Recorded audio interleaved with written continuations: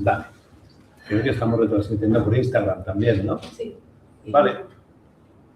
Muy bien, pues saludos a todo el mundo también, por ahí si alguien nos ve. Yo soy David, editor de este libro y de otros tantos, de Ediciones Allave, Rigden.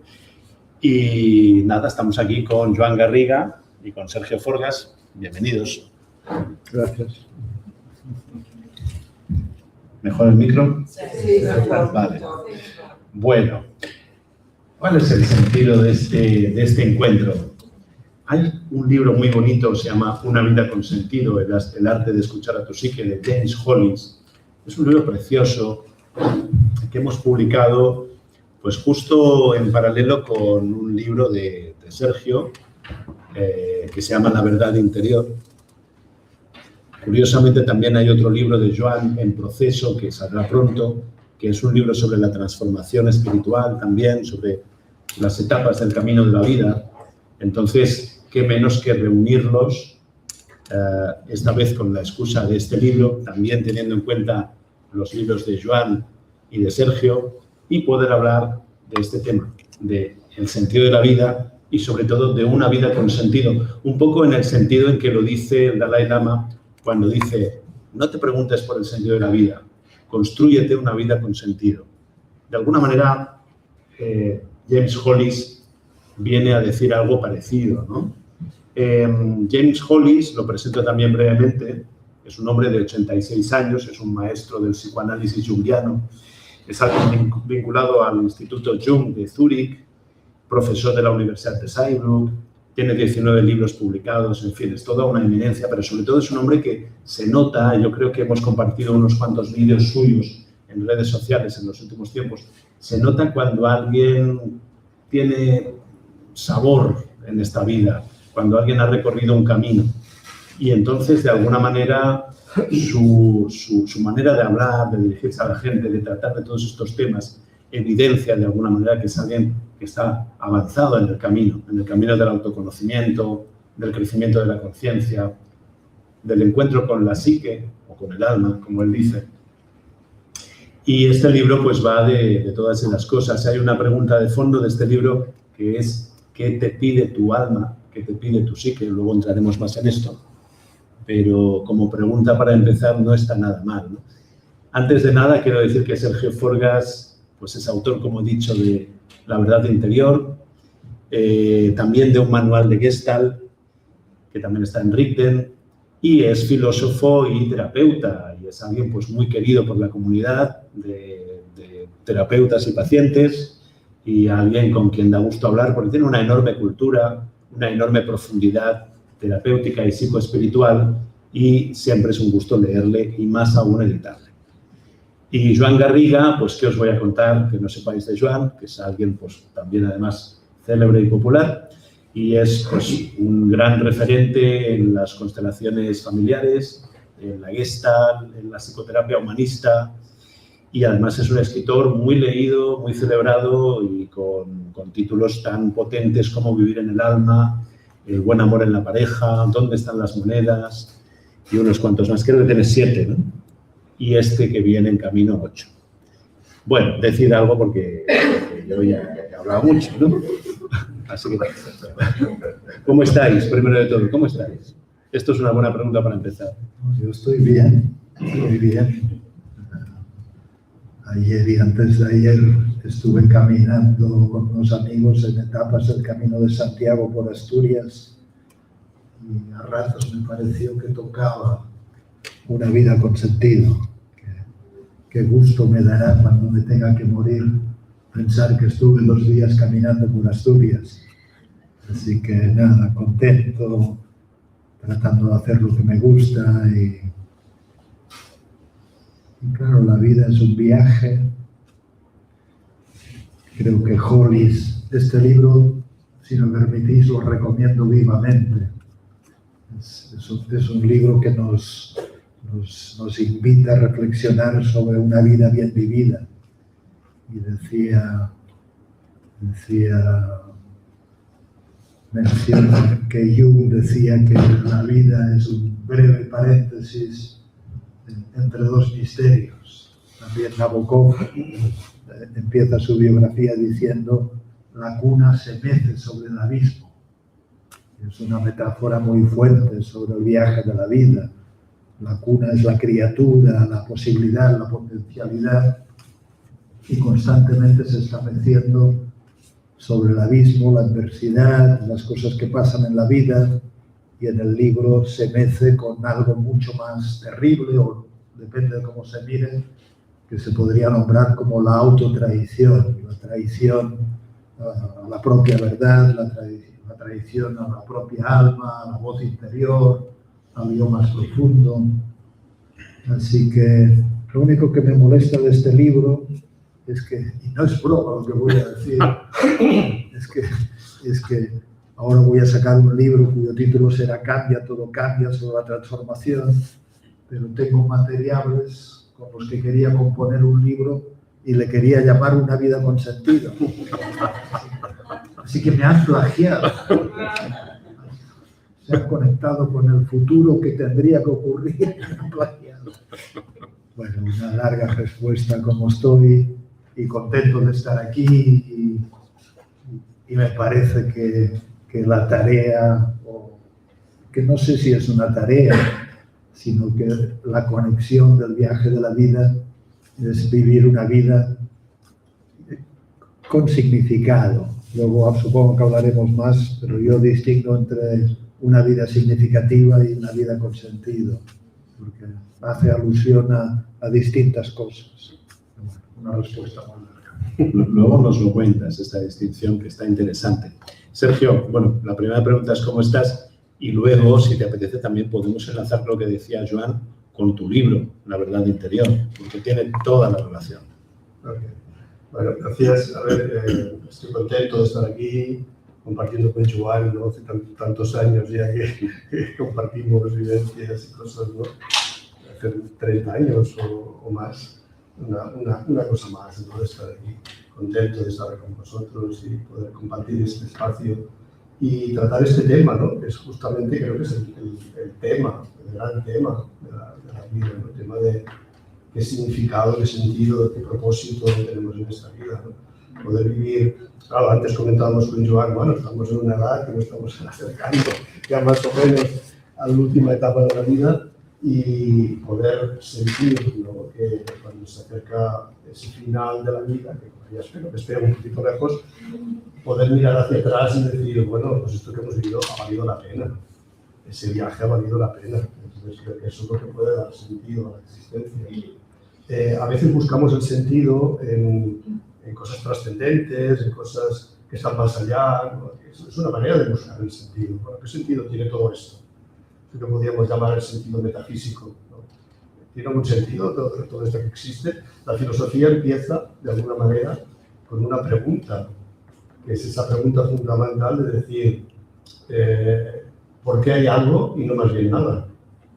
¿Por qué hay algo? Entonces, claro, ahí nos vamos a una búsqueda de un sentido, podemos decir eso, metafísico, en la que quizá, no sé, los filósofos entran, pero no es el que más me gusta a mí buscar ese sentido, sino más bien cuál es el sentido que le puedo dar yo a mi propia existencia, ¿no? Eso me permito mirar hacia atrás y decir, es un viaje que ha valido la pena. Y quizá el sentido de la vida es justamente viviéndola, justamente sentir que estoy en cada momento presente en el momento que estoy viviendo y que estoy viviendo eso con la máxima intensidad posible. Creo que ese es el sentido, ¿no? Más allá de eso, no sé. El libro a mí me ha gustado mucho. Tengo que decir también que lo empecé a leer y al principio me parecía que flojeaba un poco y como que va ganando mucho a medida que vas avanzando en el libro. Y sobre todo la última parte a mí reconozco que me ha tocado, ¿no? Que me ha llegado muy profundo en muchas de las reflexiones que hace. Como decía David, de un hombre que se nota que ha vivido, se nota que ha vivido intensamente y que ha sabido reflexionar sobre su propia vida. Entonces, es un libro altamente recomendable. De momento es esto lo que... Yo creo que es muy poderoso el libro. Voy a empezar con una pequeña introducción, que son unas breves frases de Jung, que al fin y al cabo, pues, Hollis es un psicoanalista jungiano y tiene muy presente a Jung, sin ser un fanático de Jung. Solamente con estas frases ya daría para una charla, para una tesis doctoral, para muchas cosas. Quien mira hacia afuera sueña, quien mira hacia adentro despierta.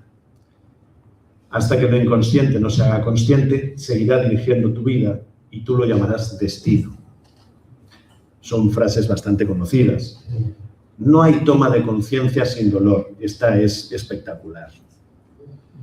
Uno no se ilumina imaginando figuras de luz, sino haciendo consciente la oscuridad. Lo que niegas te somete, lo que aceptas te transforma. Y por último, el privilegio de una vida es convertirse en quien eres realmente. Son todas muy potentes. No sé si queréis comentar algo sobre alguna de estas frases. Es un privilegio, desde luego, vivir una vida donde te conviertes en quien realmente eres, si alguna vez llegas a saberlo. ¿Vosotros cómo estáis de eso? A ver, yo lo único que me viene a decir de momento es que, claro, bueno, yo vengo de la filosofía y también de la terapia gestal, digamos que es lo que he practicado en mi vida, tanto como terapeuta como formador, pero reconozco que la profundidad que tienen las reflexiones de Jung están a otro nivel, digamos. Jung juega en otra liga, por decir algo, ¿no? Y realmente es impresionante, o sea, creo que vale mucho la pena conocer a Jung porque es una fuente de sabiduría impresionante, ¿no? Entonces, sí, todo esto, cada una de esas frases sería para estar mucho tiempo reflexionando sobre ellas, ¿no? No sé si quieres aportar. Sí, llegados a este punto, Joan, ¿tú cómo eres, cómo estás con este tema de ser lo que realmente eres? Lo digo porque, bueno, ya tienes una edad, ¿no? Entonces, una experiencia, un camino recorrido, los dos. Entonces, ¿cómo es eso? O sea, ¿uno puede aspirar a algo o más bien puede aspirar a la nada y estar contento? Yo pensaba que éramos amigos. No tanto. No sé. Hace unos años estuve en Zúrich, en una casa de Jung, donde había vivido Jung. Y lo que más me impresionó, además de una escultura de Homero, me impresionó la inscripción que hay encima de la puerta de la casa. Y la inscripción dice: invocado o no invocado, Dios está presente.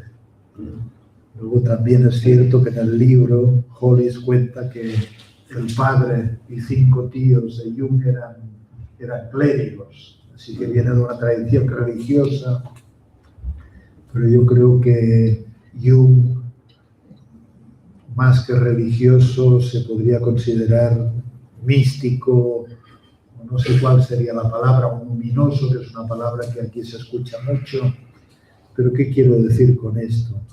Por ejemplo, la tesis del libro es: mejor vive en sintonía con aquello profundo que se expresa a través de ti, pero que no eres tú, que no es tu ego.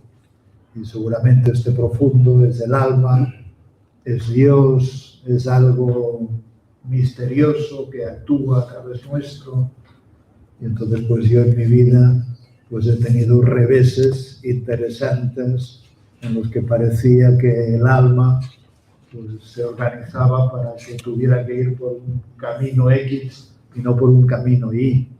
De hecho, el libro habla de la crisis de la mediana edad, cuando uno ha construido y de repente escucha las profundidades y dice: pero he construido lo que se esperaba de mí, he construido según moldes culturales, según expectativas familiares, pero olvidándome de esta voz profunda que me guía y que ahora ya no puedo acallar, no puedo dejar de escucharla y que está hablándome para que me quite las ropas viejas y aprenda a andar más desnudo hasta que encuentre ropas nuevas, ¿no?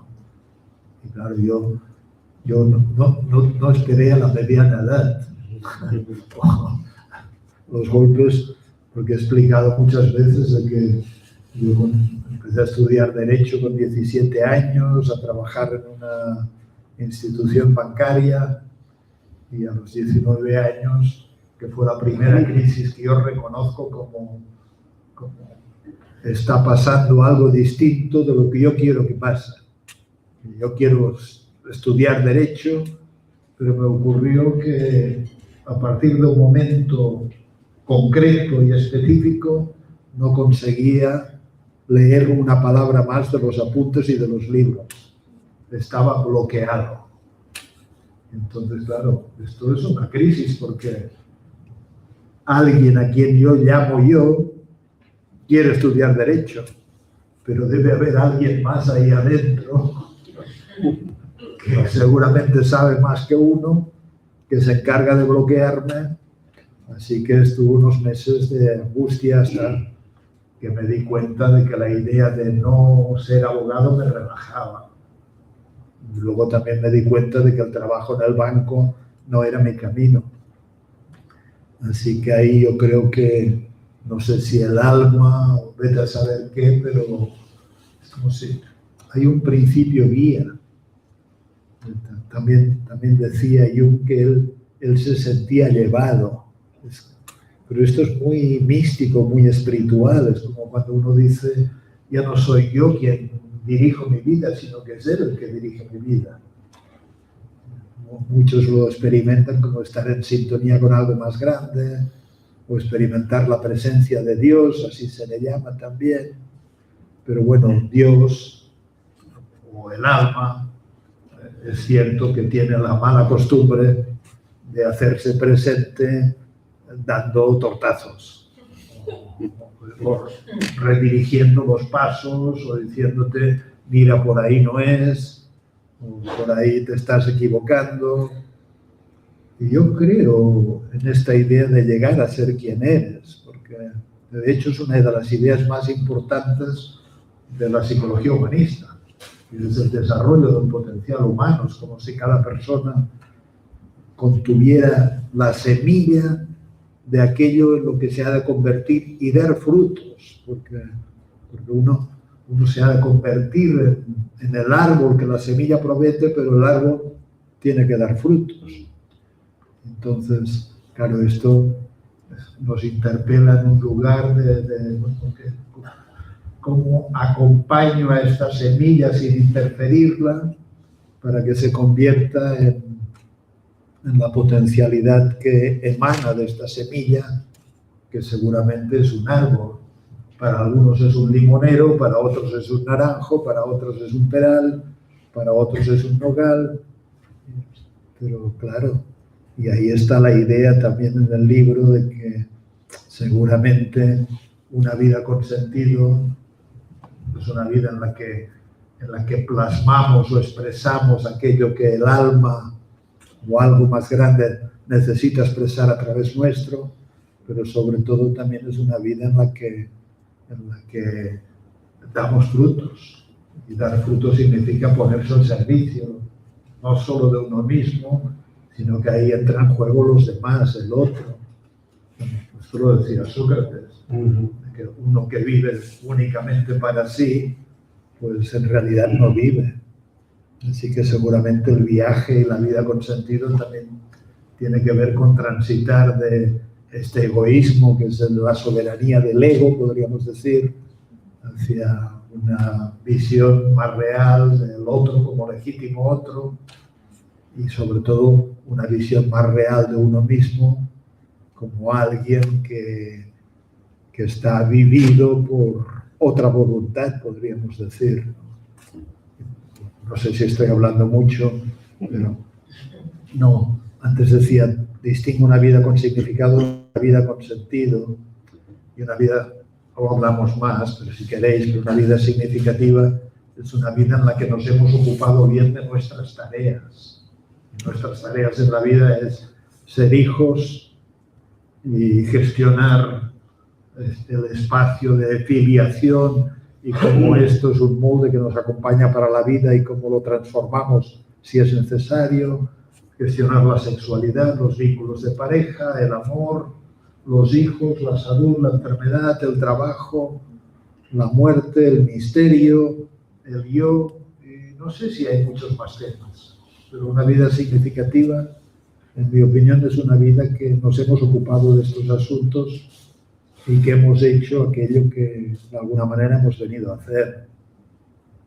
Por ejemplo, cuando mi padre era muy grande, le escuchaba decir algunas veces que estaba muy contento con la vida que había tenido. Y esto era un alivio, era una tranquilidad, como diciendo, bueno, yo creo que, por ejemplo, él hizo lo que quiso. No sé si lo que quiso su ego, pero él estaba contento.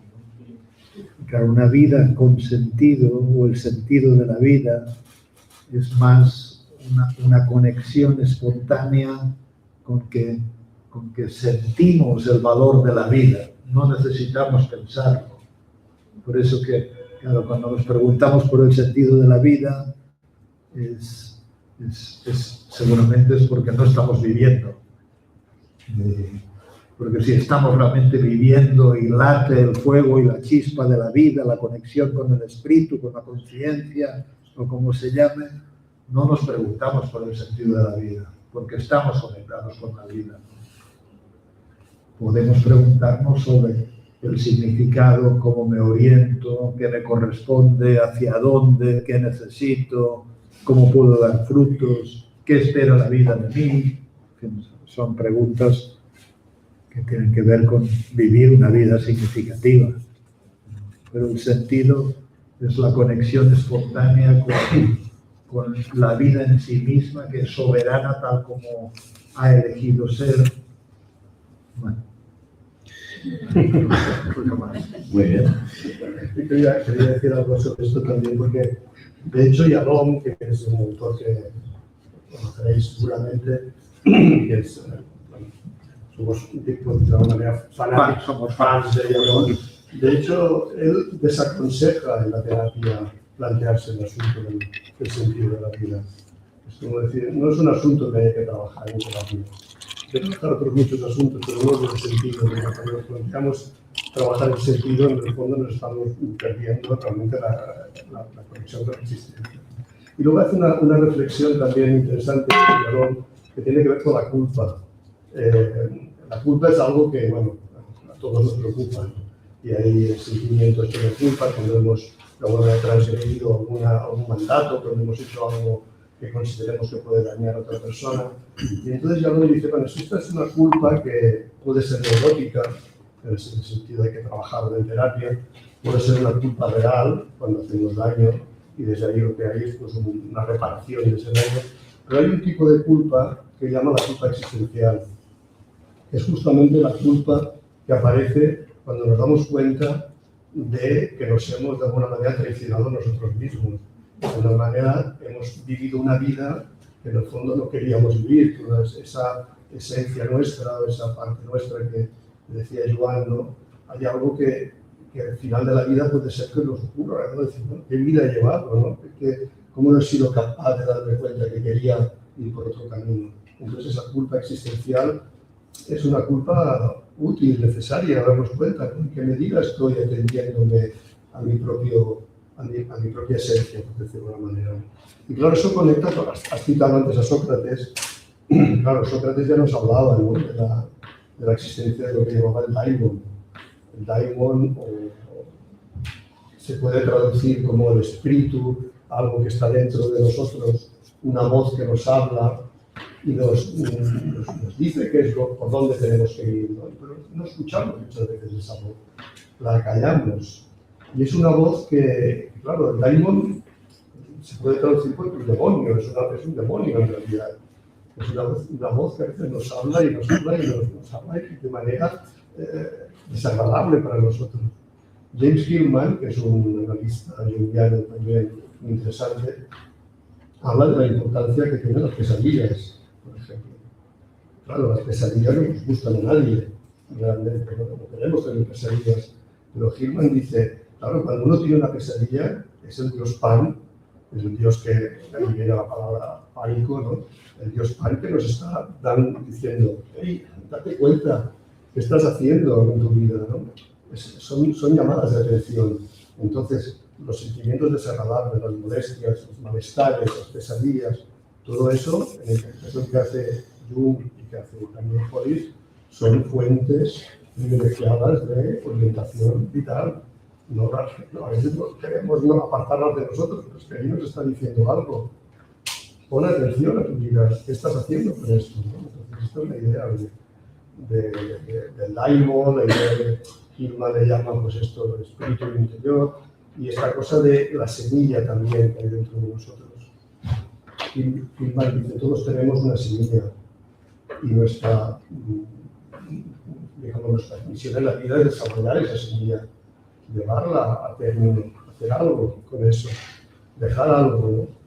Hay un pasaje que a mí me gusta recordar siempre, que es un pasaje un poco duro de la Divina Comedia de Dante, en la que Dante, acompañado por Virgilio, va a recorrer los diferentes círculos del infierno. Entonces, antes de entrar en los círculos del infierno, Dante se fija que hay unos hombres que están allí en la puerta del infierno, como tirados, y le pregunta a Virgilio, dice, ¿estos quiénes son? Y Virgilio dice, mira, estos ni siquiera los mires, porque son gente que no han hecho nada en su vida, digamos, o sea, que han pasado pues, desapercibidos, que no se han implicado, que no se han comprometido en nada. Entonces no han hecho ni el bien ni el mal, y por lo tanto no merecen ni siquiera entrar en el infierno. Es un poco duro, ¿no? Dice, tú pasa y no los mires siquiera. Bueno, esto ya es el infierno absoluto, no merecerse ni el infierno. No merecerse ni siquiera el infierno, ¿no? Es como decir, bueno, claro, tiene que ver con ese compromiso con la vida, comprométete con la vida. Y de alguna manera eso es lo que puede darnos un cierto sentido, ¿no? Bueno, para mí es importante, es dura la imagen, yo me imagino la cosa esta, pero realmente es eso. Y claro, también lo que decía Joan, ¿no? Como el sentido también es ser capaz de transcendernos a nosotros. Viktor Frankl, que es un humanista que conoceréis seguramente, que escribió El hombre en busca del sentido, y decía, claro, en el fondo tenemos que buscar la trascendencia de nosotros mismos. Un ojo, decía Viktor Frankl, que se ve a sí mismo, está enfermo. O tiene cataratas, o tiene glaucoma, o tiene, claro, de alguna manera tenemos que ir más allá de nosotros y entregarnos a alguna tarea en la vida, ¿no? A dejar algo en nuestra vida. Bueno, qué idea, ¿eh? No sé si... Bueno, hablabas de sueños y precisamente me acordaba de uno de los fragmentos del libro. Es un fragmento muy bonito, tiene muchos fragmentos muy profundos, bueno, que te apelan muy fuerte. Hacia el final cuenta que tuvo un sueño, que soñó que me encontraba en el antiguo búnker del Führer, de Hitler, a las afueras de Berchtesgaden, en Alemania, que de hecho había visitado con mi familia. Aunque lo habían dinamitado las tropas estadounidenses al tomar la zona, el túnel seguía allí y lo recorrimos. En el sueño yo estaba dentro, pero mi hijo, que en aquel momento tenía 8 años, se había perdido. Como a cualquier padre en esa situación, me invadía el pánico. Echaba a correr hacia el pueblecito de Berchtesgaden y recuerdo que acudía a la comisaría de policía, los bomberos, la iglesia local, el colegio, y en ninguno de estos sitios me podían ayudar a encontrarlo. Desconsolado, regresaba caminando hacia el bosque. De pronto aparecía una presencia que se levantaba del suelo del bosque. Era una figura humana de grandes dimensiones. Me dijo que se llamaba Urgus y añadió, te ayudaré a encontrar a tu hijo. Supe que me decía la verdad y que debía prestarle atención. El hecho es que Ur es el prefijo alemán que designa algo primario o arquetípico, y Gus, como en gustativo, significa perteneciente a los sentidos. Esta figura imaginaria representaba los recursos arquetípicos de un profundo enraizamiento en la naturaleza que en gran parte se habían desconectado en mi vida temprana, probablemente alrededor de los 8 años, en mi proceso de adaptación. Sin embargo, la misma psique que por un lado asaltaba la estructura de mi ego a través de la bruja, por otro me ofreció una contrafuente de energía destinada a ayudarme a recuperar ese niño perdido, a reavivar la parte de mi psique que se había quedado apagada. Esa fue la primera de muchas conversaciones con Urbus. Se convirtió en un recurso de gran valor, una fuente a la que todavía puedo acudir porque existe un lugar interior en el que esa energía psíquica, una vez que te has hecho amigo de ella, es tuya de por vida, se transforma en un compañero constante. Bueno, imagino que si hay terapeutas aquí les encantaría tener un recurso como este, un Urbus personal al que recurrir, por ejemplo, en una sesión de terapia o en cualquier otra situación. Leo esto también porque comentaba sobre los sueños, las pesadillas. El otro lado serían estos sueños auspiciosos, llenos de recursos, llenos de sentido también. Y al mismo tiempo leía esto también porque a veces inflamamos la frase el sentido de la vida. Puede tener un significado muy sencillo. El sentido de la vida tiene mucho que ver con el servicio, como decía Joan. Entonces eso puede ser muy sencillo. No hace falta enfocarlo desde el narcisismo. Quizás muchas veces el problema es que pensamos que tenemos que tener grandes objetivos para realizarlos. Y también me gusta mucho, Joan, que hables de 2 dimensiones del sentido, porque igualmente hay 2 dimensiones del crecimiento, del crecimiento de la conciencia, del autoconocimiento. Una es una dimensión que tiene que ver con el autoconocimiento del yo, del ego, de cómo funcionas, de cómo es tu estructura física, psíquica, y otra dimensión tiene que ver con el autoconocimiento profundo, de qué está hecho el misterio, de qué está hecho no ya tu yo, sino tu no yo. Igualmente es curioso que traigas estos 2 niveles también. Bueno, no hay ninguna pregunta en esto, pero ¿queréis decir algo? Bueno, yo me he quedado un poco detenido con esa pobre gente que ni siquiera me ha ido al infierno. Esto es duro. Me ha entrado un ataque de compasión hacia lo que, entre comillas, podríamos llamar la irrelevancia. Cuesta saber cómo los planes de Dios o los propósitos de Dios, pero me ha venido a la cabeza que hace un montón de años leí un libro de Stanislav Grof que se llama El viaje definitivo, es decir, la partida, la muerte. Stanislav Grof acompañaba con LSD a personas que estaban muy cercanas al proceso de morir y por tanto a la decisión de si tenían que ir al infierno, al cielo, al purgatorio o al infrainfierno, que es donde estarían estos. Y cuenta el relato de una mujer que está en estado alterado de conciencia y la mujer dice: ay, fui una niña tan triste, tan triste. ¿Quién sabe lo que pasaría en su familia? Pero ella era una niña tan triste. Y luego dice: y fui una joven tan triste, tan triste. Y fui una mujer tan triste, tan triste. Y luego fui a una persona madura, anciana, tan triste, como esta desolación de una vida triste. Pero entonces escuchó una voz y la voz le decía: pero el mundo también necesita personas tristes. Y esto fue un alivio, que quién sabe lo que le toca a cada uno, ¿no? Quizás desde una perspectiva, qué sé yo, de Virgilio, son vidas irrelevantes, pero quién sabe.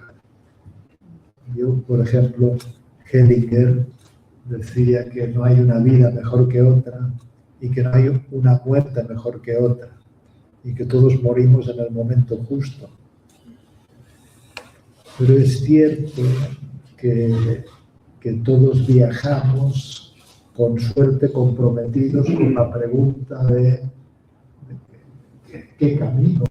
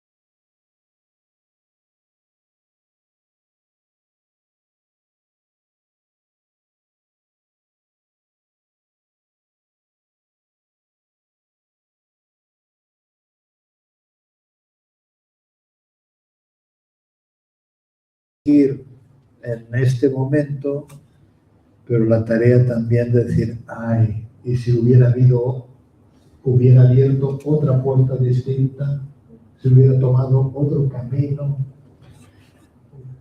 y hay que ponerse en paz con lo que fue posible, qué sé yo. Y bueno, es que igual permite, pero de alguna manera es, ¿no? Que de alguna manera eso que estás diciendo es muy importante, porque justamente esto es la maduración. Y de lo que dice Yalom, ¿no? Decidir es matar. Decidir, la palabra decidir, incluso etimológicamente, tiene la misma etimología de suicidio, homicidio, decisión. Cada vez que decido, mato una posibilidad. Y a veces las personas, cuando vienen a terapia, el trabajo justamente es este, es decir, es que tienes que decidir, que tienes que elegir, y sabes que ahí estás matando posibilidades. A veces no queremos todo, y en ese quererlo todo es cuando al final no hacemos nada. Entonces, comprometernos implica también esto, saber que estamos matando posibilidades, y que para cada sí hay un no. Y esto es lo que un poco lo que dice Yalom también, ¿no? Un poco para apostillar esto que dices, ¿no? Mientras hablabas me acordaba en un programa que hicieron ahora de memoria histórica, que salía una mujer que contaba que siendo adolescente, 18, 17, 19 años, que se enamoró de un chico del pueblo. Y el padre de esta mujer le dijo, un día que los vio juntos, le dijo: nunca vuelvas a ver a este chico. Te prohíbo absolutamente que tengas nada que ver con este chico. Y ella, pues renunció a este movimiento amoroso. Así que fue una puerta que se cerró, porque aquí ni siquiera eligió ella, eligió el padre, o la presión del padre.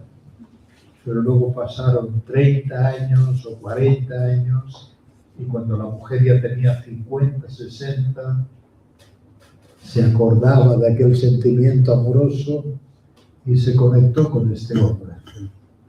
Y ahí surgió el amor de nuevo, y entonces la mujer le dijo, mucho tiempo después de que mi padre me prohibiera salir contigo, supe por qué. Y porque el padre de este chico había matado al padre del padre en asuntos de guerra civil. Y entonces este hombre, que también surgió el amor hacia esta mujer, le dijo, yo no sabía esto, pero sabiendo esto, aún me siento comprometido a cuidarme mejor. Lo que quiero decir con esto es que cada vida es una contingencia también, no es un plan improvisado, estamos a merced de tantas variables, elegimos o la vida elige por nosotros, es una mezcla entre nuestra elección y la elección de la vida. Pero claro, qué bonito cuando uno, conectado con este Daimon, traza el rumbo, y al mismo tiempo la vida parece que está contenta con este rumbo y se pone a favor. Y a veces la vida se pone en contra. Hay una pregunta que permea todo el libro, que va surgiendo de vez en cuando, y es, ¿qué quiere tu alma? ¿Qué quiere tu psique? Es una pregunta que tiene miga. Hay una reflexión de Hollis, y es que el ego sufre, el ego tiene miedo, el ego no quiere crecer, no quiere ir al encuentro del alma, pero el alma nos convoca, nos llama. El alma no tiene miedo, no es el alma la que sufre, es nuestro ego, es esa parte que no quiere cambiar. Entonces el alma nos llama a su encuentro, y por tanto se nos plantea varias veces a lo largo de la vida, con suerte a menudo, ¿qué quiere tu alma? Os invito a haceros esa pregunta, por supuesto. Esto también va asociado a otra pregunta. ¿Quién eres tú más allá de ti mismo? ¿Quién eres tú no eres tu familia, no eres aquello que te pasa, no eres tu yo. Y todavía una pregunta más que plantea Hollis en el libro. ¿Qué mensajes formativos siguen asomando en mi vida? ¿A qué me empujan esos mensajes? ¿Qué temas siguen repitiéndose, por ejemplo, en sueños? ¿Qué se sigue repitiendo en tu vida que te invita quizás a tomar otro camino? Que te dice, no es por aquí, es por allá. Entonces, nos invita a tener en cuenta todas estas preguntas, a tener en cuenta los mensajes, con esta pregunta principal. ¿Qué quiere tu alma? ¿Qué te está pidiendo? ¿Hacia dónde te está llamando? ¿Y estás poniendo atención a esta pregunta? A ver, cuando dices esto, claro, a mí me viene un párrafo que me parece muy impactante de Hollis, ¿no? Todo esto todas estas preguntas, ¿qué requieren de nosotros para poder abordarlas?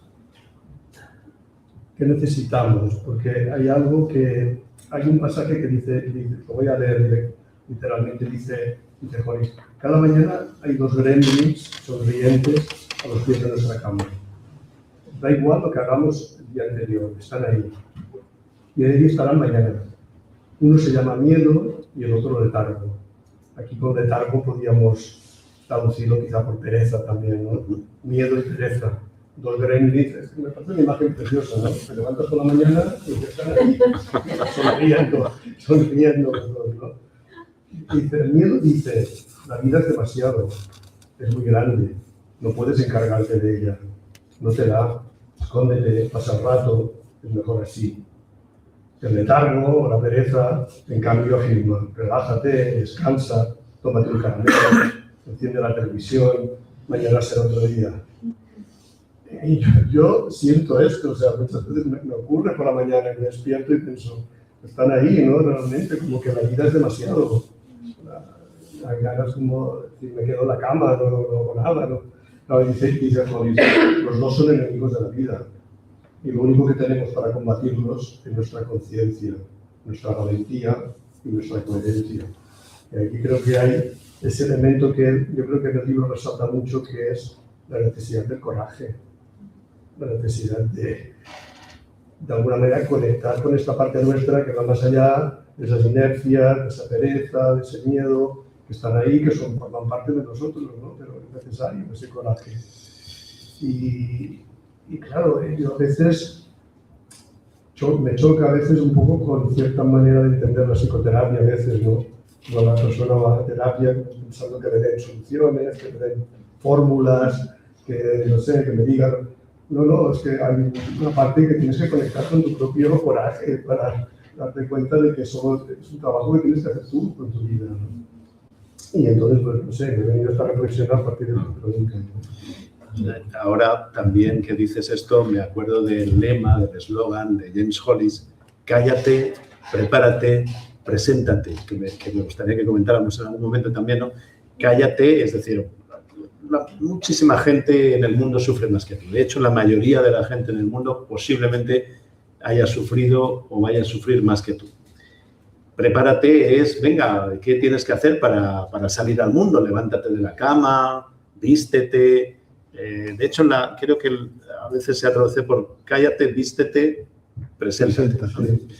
Y preséntate es, ve al mundo, sal ahí con coraje, ve, haz lo que tienes que hacer, trabaja para conseguir estar más en contacto con esa verdad interior, con el servicio, con lo que haga falta.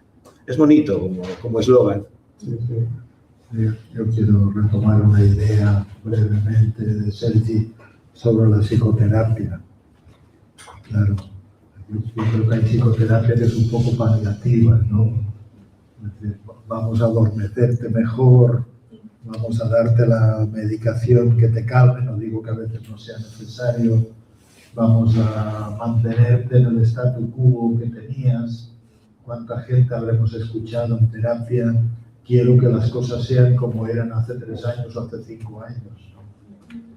Y luego está la terapia que invita a la audacia de escucharse, a la audacia de mirarse de verse, de ahondar en uno, de bucear en uno. A mí esta triada de ¿cómo es? Vístete, cállate, vístete, cállate. preséntate. Claro, cállate es como diciendo, pues no le escucho tanto al gremlin del miedo, ¿no? Vístete es no le escucho tanto al gremlin de la pereza, y preséntate, pues estoy en el mundo obrando y confiando también.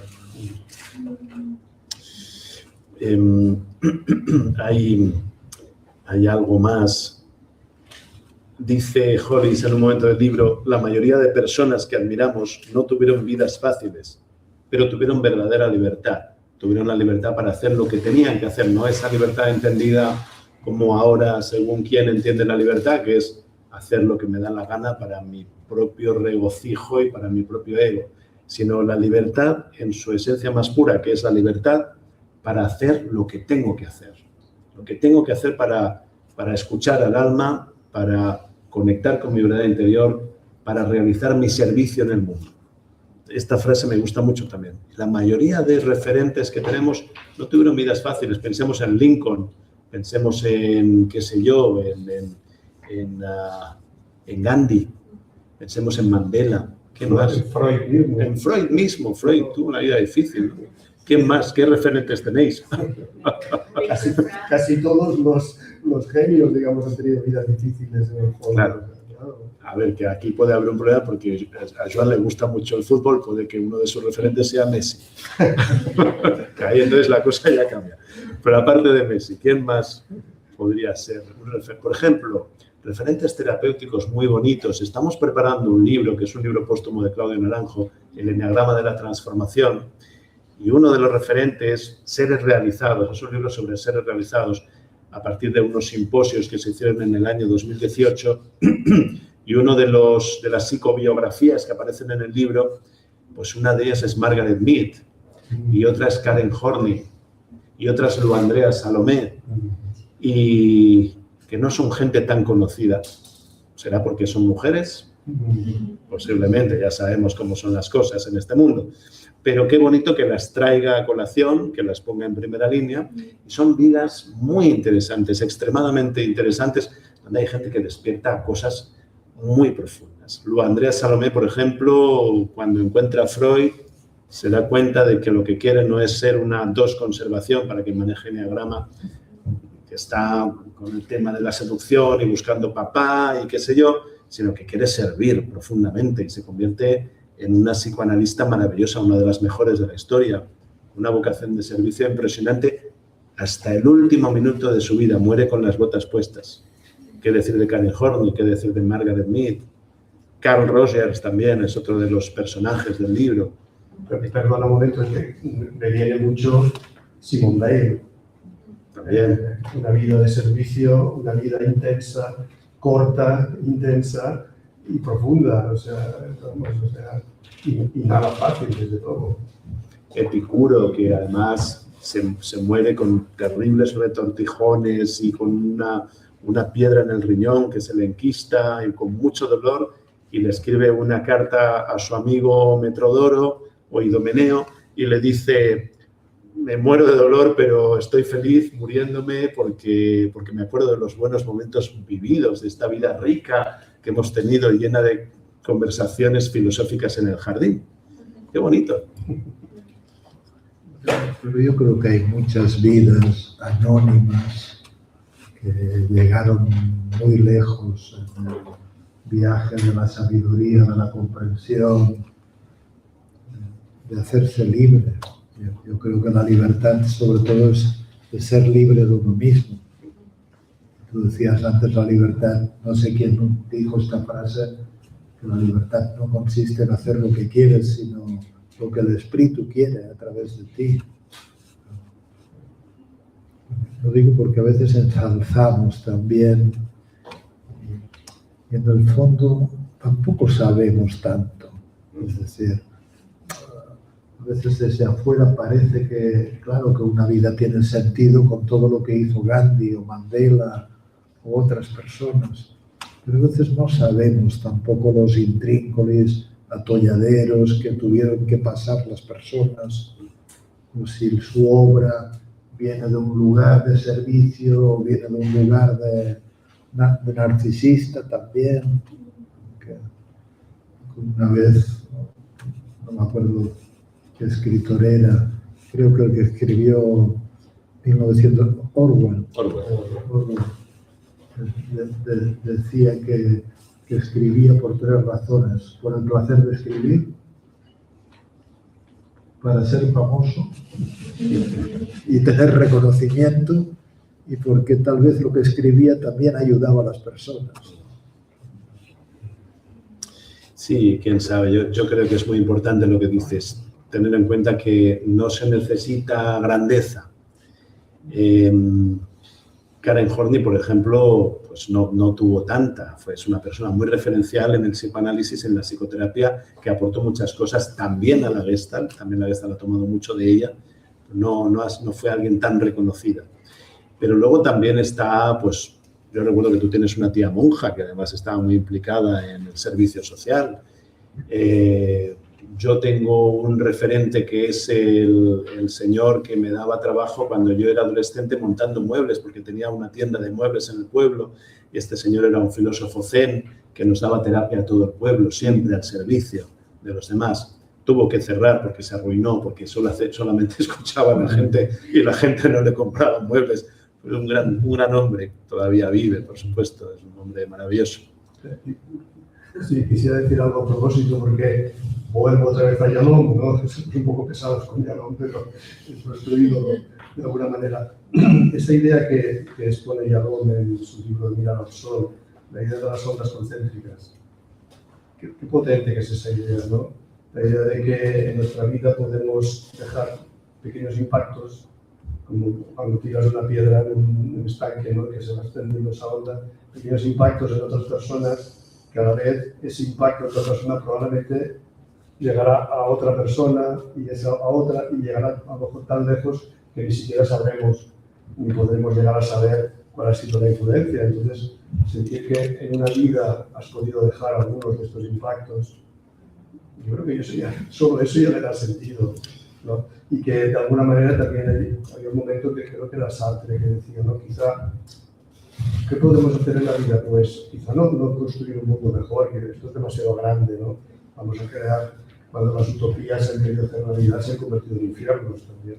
Pero sí, por lo menos, contribuir a que no se extienda tanto el infierno, ¿no? Digamos, a acotar un poquito la posibilidad de que el infierno, que es la vida a veces, ¿no? Pues solo con esto, decir, mira, he contribuido de alguna manera, ¿no? A que el infierno no sea tan grande. Bueno, ya creo que eso le puede dar un sentido potente a la vida.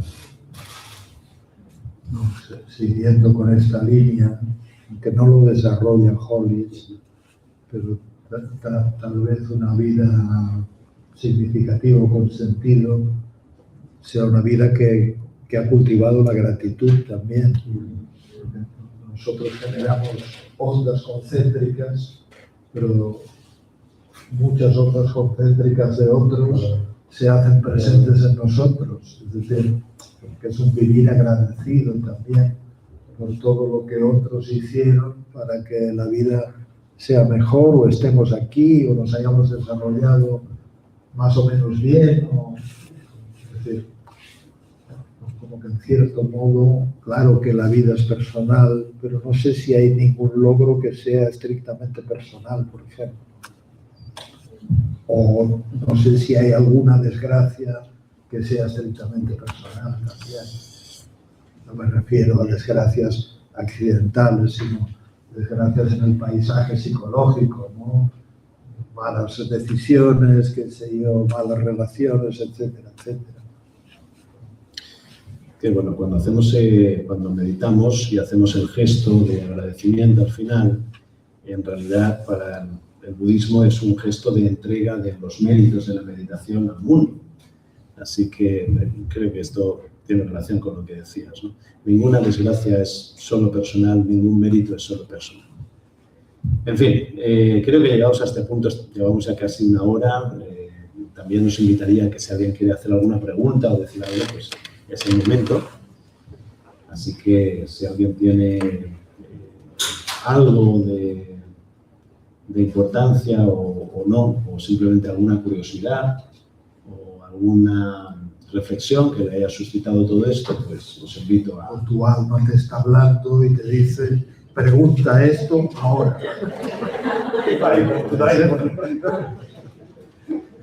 Alguien le está hablando su psique, su alma en este mismo momento. Yo pongo el micro a vuestra disposición. Mira, se puede subir aquí porque como estamos grabando... No, es solamente una observación. Sí, vente aquí con el micro, por favor. Gracias. Básicamente es una apreciación muy personal. Yo venía a esta charla con la expectativa de lo que creo que ha sido una pregunta permanente de qué sentido tiene mi vida, ¿no? Y cómo orientarla. Y de alguna manera tener como las pautas, como cuando le dan a uno la receta. Pero me he sorprendido gratamente de verlos a los tres, porque las respuestas no fueron desde la mente, sino desde el corazón. Creo que lo que más me llega a mí en este momento es eso, ¿no? El sentido de la vida está dado, lo han repetido varias veces, en servir, en sonreír, en dar las gracias, en sentirse pleno y sentirse que se ha dado. Y también la parte mística que me sorprende enormemente, que los tres coinciden en que, de hecho, hay un espíritu y hay alguien, aparte de ese ego, que es el que muchas veces nos dice y nos dice qué debemos hacer. Creo que ese ha sido para mí el impacto mayor. Preguntas habría muchas, porque siempre surgen las de cómo diferenciamos el ego, ¿no? Y cómo vamos a encontrar el que está atrás y esa otra fuerza enorme, cómo no confundirnos, ¿no? Pero creo que ese es un paso a paso personal de camino. Gracias, muchas gracias. Gracias. ¿Alguien más quiere decir algo? Alguien nos está hablando, así que... Además, bueno. Hay algo que no te quiera ser así como agorero, ¿eh? Hay algo que no hemos hablado que es la muerte, ¿no? La importancia que le da también a la idea de la muerte, tanto Yamón como el propio Hollis, ¿no? Esta idea de claro, tener conciencia de la muerte, qué importante es para encontrar el sentido de la vida. Hay un momento, Hollis, que dice algo así como, que esto lo dice Lacan también en alguna charla que he visto de Lacan, que dice, claro, ¿cómo podríamos soportar la vida si no nos viéramos que se va a terminar? Seríamos, dice Lacan, si usted es capaz de soportar eso, ¿no, verdad? Entonces, claro, y justamente como sabemos que la vida es finita, ahí queremos darle sentido a esta existencia. Probablemente los dioses inmortales viven una vida inmortal, pero no se va a plantear el sentido, que es como la repetición eterna de lo mismo, ¿no? Una especie de tedio. Yo me imagino los dioses súper aburridos, ¿no? La vida no termina nunca, ¿no? Qué importante tiene la vida. Y me viene una reflexión que hacía Santayana, un filósofo norteamericano de decía, claro, la muerte es un fondo oscuro, no nos gusta, vamos a morir, ¿no? Antes hablábamos con Joan, bueno, un día llegará esto. Y claro, es un fondo oscuro, que dice Santayana, justamente es un fondo oscuro que hace resaltar los colores vivos de la existencia, ¿no? Y qué importancia tiene ser conscientes de que nos vamos a morir. Ser conscientes de que... Recuerdo Claudio Naranjo, ¿no? Que en una charla decía, nos vamos a morir pronto, ¿y cómo es que vivimos sin darle importancia a esto, ¿no? Sí, nos vamos a morir pronto, ¿qué hacemos con la vida, no? Bueno, quería introducir un poquito ese tema también, porque creo que es importante. Lo primero que me viene es el chiste. El chiste es lo que decía, ¿cómo se llama este cineasta? Woody Allen. Woody Allen.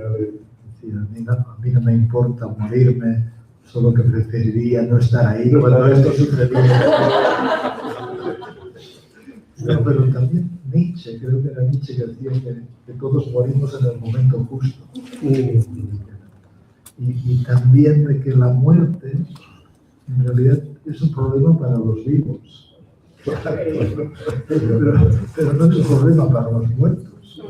Y esto también lo digo en base a lo que en el trabajo de constelaciones familiares, porque se representan personas vivas y personas muertas, y es raro ver a algún muerto que esté en contra de su propia muerte, ¿no? Obviamente yo creo que la muerte es, aunque decía también este hombre Enrique Benito, que la muerte, que todo está muy bien organizado y que la muerte todo lo hace bien y que está todo pensado, ¿no? Y también me parece que a medida que nos hacemos mayores, creo que la muerte preferimos verla lejos, pero no, es como si biológicamente, por lo menos yo, ante la idea de la muerte, no tengo las mismas sensaciones que cuando tenía 40 años. Morirme con 40 años lo habría sentido como muy trágico. Morirse cuando la vida está avanzada es como si la naturaleza hace bien su trabajo, ¿no? Y en estos tiempos en que todos queremos ser longevos legítimamente, queremos, qué sé yo, aprovechar la copa de la vida. Ayer caminaba por las montañas y con un chico joven, Nachi, y él hizo el camino hace un par de meses solo. Y me decía que en el camino se contactó con el privilegio y la alegría de estar vivo. Que esto es algo, un regalo maravilloso, estar vivo, que a veces se sentía como un niño contento por el simple hecho de estar vivo, ¿no? Y también, yo creo que era Schopenhauer, ¿no? Yo sé poco de filosofía, pero Schopenhauer decía que si le dijeran que tiene que vivir mucho más de lo que vivió, que diría, no quiero esto, porque ya estoy tan aburrido de mí mismo. Y es que en algún momento es agotador. Sobre todo es agotador convivir convivir con la tontería que uno tiene encima, y convivir con los miedos y con las inquietudes, con estos gremios, ¿no? Entonces dices, no, quiero levantarme sin gremlins, aunque levantarse sin gremlins significa que uno ya no se levanta más. La muerte. Dice una cosa de Hollis en su libro, dice, la muerte es en realidad fácil. La naturaleza se ocupa de ella. Tú no debes preocuparte. Lo difícil es vivir. El sentido de nuestra vida se encuentra precisamente en la luminosidad con que vivimos esta breve pausa entre dos grandes misterios. Esa sería un poquito la cosa.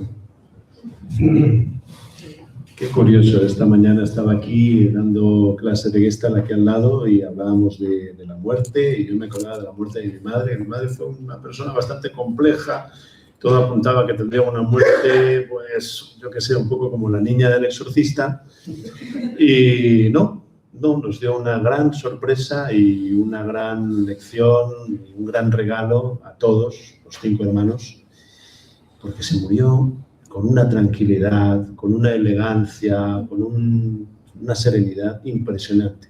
Era una mujer prácticamente analfabeta, con mucha sabiduría, pero prácticamente analfabeta. Muy bien. Dice Yves Vigneron que la propia muerte también es no recuerdo las palabras, pero viene a decir que es una enseñanza. Que a veces en la aceptación de la propia muerte hay un regalo, una onda concéntrica para los hijos, para lo que está cerca también, ¿no? Que hay un sentido que es de servicio para los que luego siguen también. Esa es la sensación que tuvimos todos los hermanos, una sensación, ya por poner un detalle, lo último que hizo mi madre fue poner las manos en la barriga de la madre de mis hijos y decir, Vera, qué lástima, no te podré conocer. y se murió. Fue bonito, fue bonito. Bueno, ¿alguien más quería decir algo? Sí. Bueno, me conecta mucho esto de la muerte porque soy colombiana y bueno, creo que es el misterio, ¿no? De la vida, del sentido que se vive en medio de mucha violencia, como lo hay en la historia latinoamericana, pero pues lo hablo desde mi experiencia colombiana, y es como vivir la muerte como desde otro lugar y como de aprender que a pesar de todas esas situaciones que se viven, pues cuando se va a Colombia se ve a las personas con una sonrisa en su cara, como unas ganas de vivir, y me lleva como a conectar con ese misterio, porque le encuentran un sentido de vida a pesar de las situaciones que se tienen, y que entienden que, bueno, pues aún si no han tocado con esa experiencia de muerte, pues propia, pero sí a través de algunos familiares, pues su sentir de vida como que se fortalece. Y me parece pues bonito y como a destacar que hace poco por alguien que tuvo la experiencia de ir a Colombia a vivirlo y me lo decía, como que también me conecta, ¿no? Y a pesar de que soy de allí, veía, claro, uno lo ve como algo de pronto como, no sé, como una vivencia negativa, pero luego lo empieza a ver como algo muy positivo realmente, y es esa posibilidad de, a partir de la vorágine que se vive, pues como que renace. Colombia. Colombia es un paraíso. En España también nos morimos la gente. Si quieren patrimonializar la muerte estos colombianos. Es más natural aquí. Sí, sí. Bueno, aquí ahora, pero hubo muchísima violencia. Bueno, no sé si alguien más quiere decir algo, si no iremos despidiéndonos. Yo quería agradeceros por hacer el esfuerzo de venir, de contarnos, de iluminarnos también con vuestra sabiduría, con vuestra experiencia de vida y con vuestro servicio también, y con vuestros libros. Así que gracias Sergio y gracias Joan. Le damos las gracias también, aunque no está, que ya nos gustaría, a James Hollis, que es un escritor maravilloso, un terapeuta muy profundo, con un gran legado que creo que va a perdurar. Así que, y gracias por estar aquí, a las personas que nos estáis viendo desde casa. ¿Queréis decir algo? Sí, yo tengo una última pregunta. ¿Una última pregunta?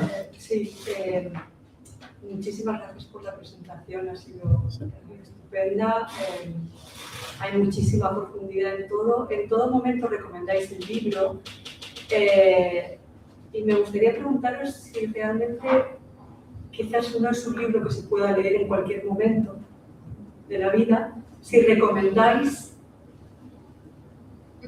el momento en el que sea más adecuado para... ¿Cuál es el momento para leer este libro? El momento de la vida. Este verano.